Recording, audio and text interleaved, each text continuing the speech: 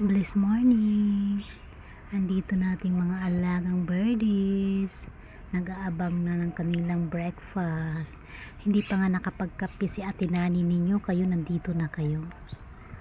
Okay, wag tayong maingay kasi hindi sila lalapit pag maingay.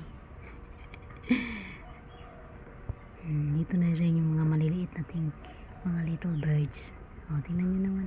Share lang kayo ha. Para din itong paparazzi world eh. May grupo-grupo din to sila eh. Pag hindi nila grupo, ayaw nilang pakainin. O, tingnan mo itong isa, busog na to. Ayaw namang kumain. Ayaw nilang palapitin yung ibang ibon.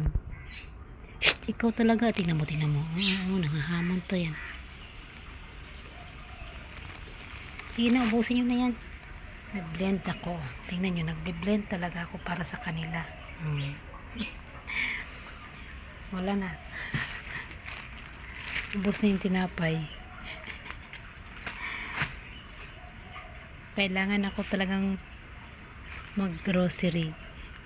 Ayaw ko kasi tinapay na to eh, kasi may nuts.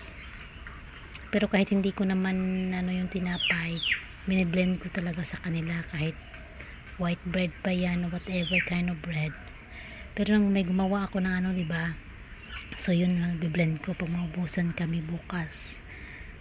Para may makain ng ating mga little birdies. O diba? Nature. Sounds of nature.